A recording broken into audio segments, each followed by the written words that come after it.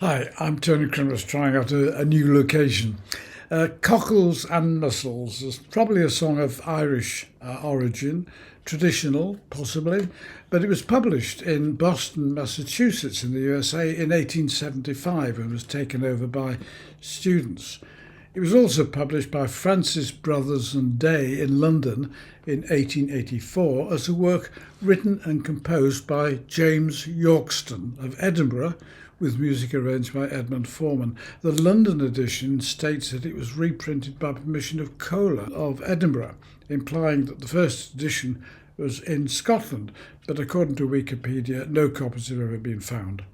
Versions of the song under the title Molly Malone have been recorded by many artists, including the Dubliners, Danny Kaye, Pete Seeger, Sinead O'Connor, Bing Crosby, who sang it in the album A Little Bit of Irish, recorded in 1966. And in 2014, the 13th of June was declared in Dublin to be the Molly Malone Day. I'll sing it and I'll go through all the chords.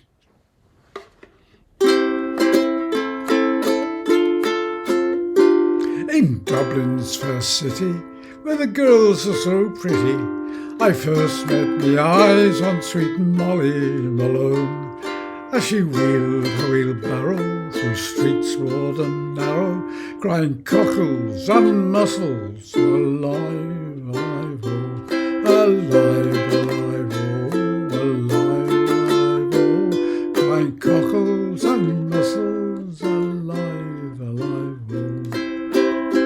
Now she was a fishmonger, but sure 'twas no wonder, for so were her father and mother before, and they each wheeled their barrow through streets broad and narrow, crying cockles and mussels, alive, alive, oh.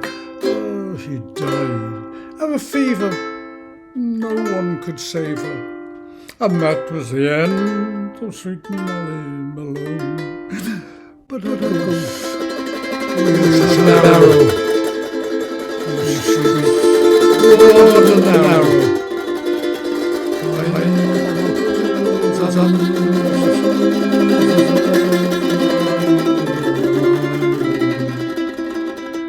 alive, alive, oh, alive, alive, oh, crying cockles and mussels, alive, alive, oh.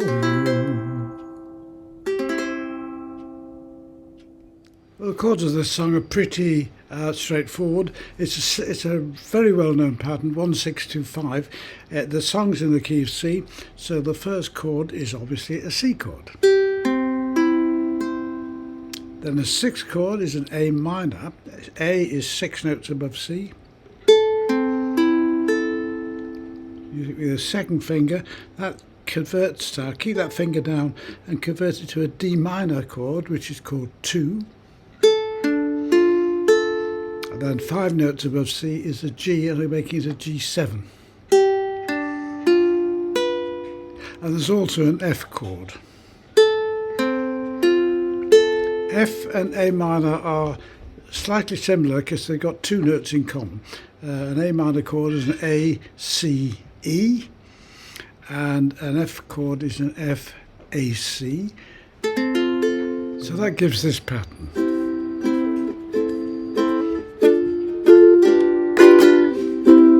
Sure you've heard many times before. Find it in lots and lots of songs. The strumming pattern, I'm just using a very straightforward, again, just strumming with the thumb, occasionally crossing over with the floppy fingers. And then that interesting bit where the ghost is walking. What I'm using there is just my first finger going this high grit.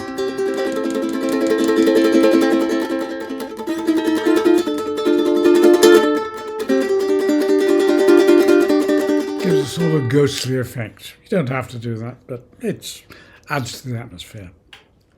Well, I hope you enjoyed that and found it useful. But as ever, whatever you do, however you do it, have fun.